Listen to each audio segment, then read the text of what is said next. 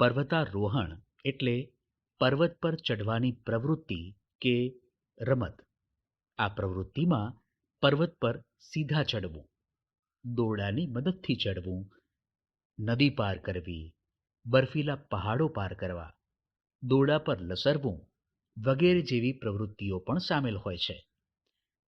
પર્વતારોહણની પ્રવૃત્તિ કરનારને પર્વતારોહક કહે છે. જે વ્યક્તિને જોખમો ઉઠાવવા ગમતા હોય, ઊંચાઈનો ડર ન હોય, હિમવર્ષા, ઠંડા પવનો વગેરે સાથે જજુમીને પણ કંઈક કરી બતાવવાનો શોખ હોય, તેઓ પર્વતારોહણ જેવી પ્રવૃત્તિ પસંદ કરે છે. બચેન્દ્રી પાલ, અરુણિમા સિંહા, સંતોષ યાદવ, માલવનાથ પૂર્ણા, મોહનસિંહ કોહલી, પ્રેમલતા અગ્રવાલ, ચંદા જ્ઞાન અને નરેન્દ્ર જયાલ. પર્વતારોહણમાં ભાગ લેતા પર્વતારોહકોએ સાહસિક પ્રવૃત્તિઓ માટે હંમેશા તૈયાર રહેવું પડે છે. એક દિવસમાં ઘણું બધું ચાલવાનું એટલે કે 26 કિલોમીટર જેટલું પણ પીઠ પર પોતાના વજનદાર થેલાઓ સાથે ચાલવું પડે. ચઢવા માટેના રસ્તાઓ સાંકડા, ખરબચડા અને સીધા ચઢાણવાળા હોય છે. ચાલતા ચાલતા પગમાં ફોલ્લા પડી જાય છે, તેમ છતાં પ્રવાસ પૂરો કરવો પડે છે. બધા જ કામ સમયસર પૂરા કરવાના હોય છે. પોતાની મુસાફરી અટકાવવા કોઈ પણ બહાનાને સ્થાન નથી. મોડું થાય તો ભૂખ્યા પેટે પણ મુસાફરી કરવી પડે છે. ડર કે શારીરિક પીડાને અહીં ખૂબ જ સામાન્ય ગણવામાં આવે છે. પર્વતારોહણના આયોજક પર્વતારોહકની ટીમના જુદા જુદા જૂથ પાડીને તેનો જૂથ નેતા નીમે છે, જેણે પોતાના જૂથના સભ્યોની નીચે જેવી જવાબદારી ઉપાડવાની રહે છે. જૂથના સભ્યોને તેમનો સામાન લઈ જવામાં મદદ કરવી, જૂથને આગળ જવા દેવું અને જૂથ નાયકે પાછળ રહેવું, જે લોકો ચડી ન શકતા હોય તેઓને મદદ કરવી, રોકાણ અને આરામ કરવા સારી જગ્યા શોધવી, જેઓની તબિયત સારી ન હોય તેઓનું ધ્યાન રાખવું, જૂથ માટે જમવાની વ્યવસ્થા કરવી, જૂથના બીજા સભ્યએ કરેલી ભૂલ માટે પણ સજા ભોગવવા તૈયાર રહેવું, જૂથના સભ્યોની તકલીફો જાણી તે દૂર કરવી, જૂથના સભ્યો સાથે સતત કમ્યુનિકેશન રાખવું, જૂથના સભ્યોની ભાષા જાણવી જેથી તેમની સાથે વાતચીત કરવામાં સરળતા રહે.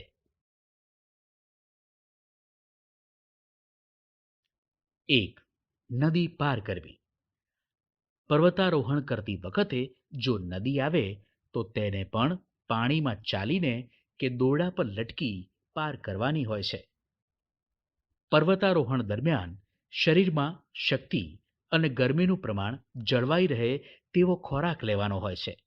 જો જરૂર જણાય તો વિટામિન સી તથા લોહ તત્વની ગોળીઓ પણ લેવામાં આવે છે.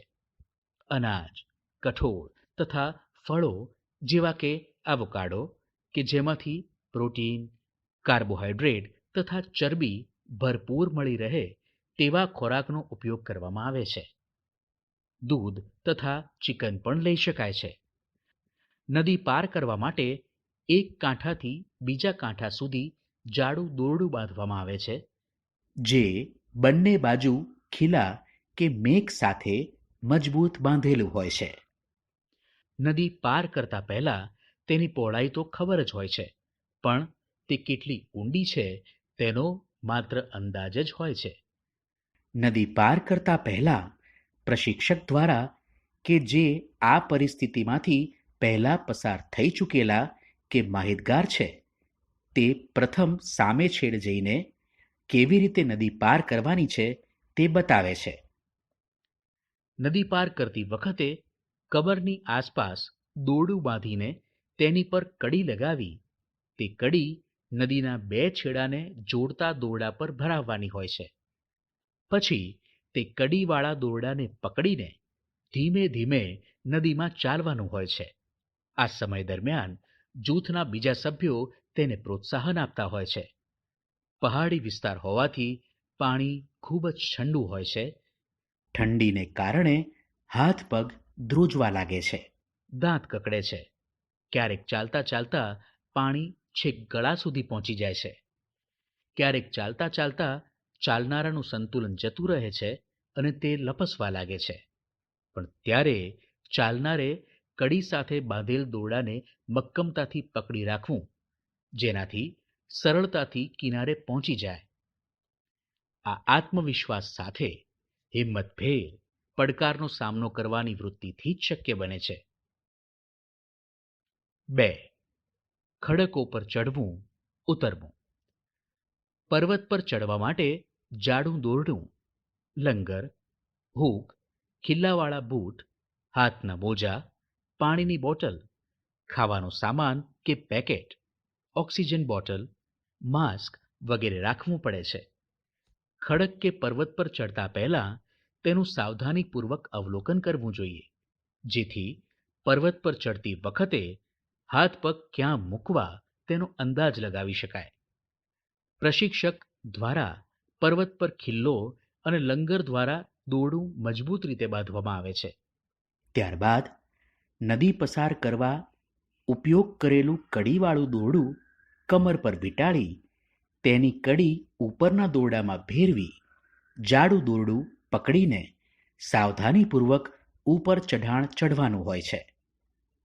ચડતી વખતે શરીર 90 ડિગ્રીના ખૂણે રાખવાનું તથા પીઠ સીધી રાખવાની હોય છે, જેથી આપણે જેમ જમીન પર ચાલતા હોઈએ તે રીતે ચાલીને સરળતાથી મુકામ સુધી પહોંચી શકાય છે.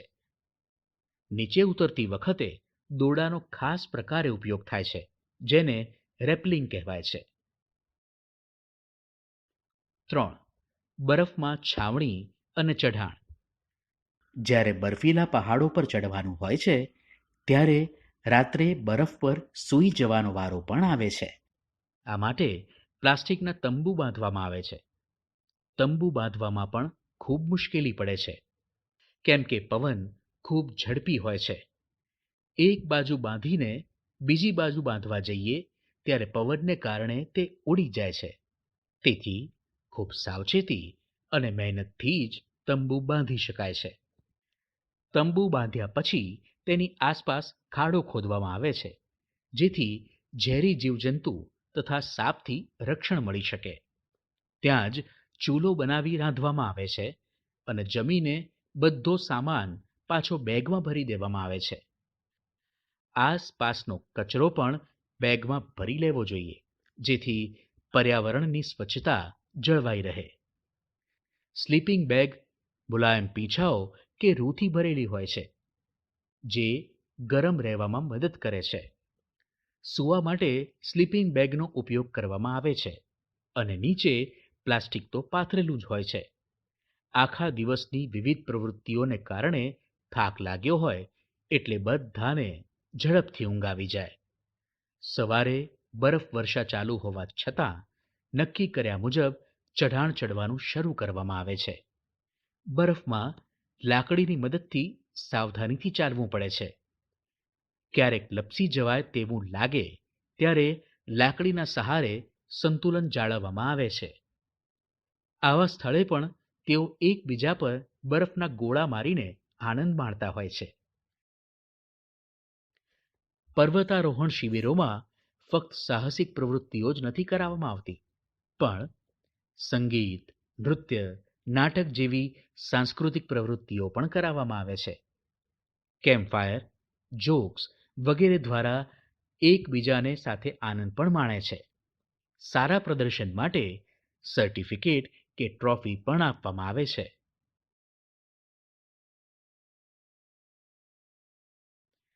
બચેન્દ્રી પાલનો જન્મ 24 મે ઈસવીસન 1954માં ઉત્તરાખંડના ગઢવાલ વિસ્તારના નાકુરી ગામમાં થયો હતો. નાનપણથી જ તેમને સાહસિક કાર્યો કરવાનો શોખ હતો.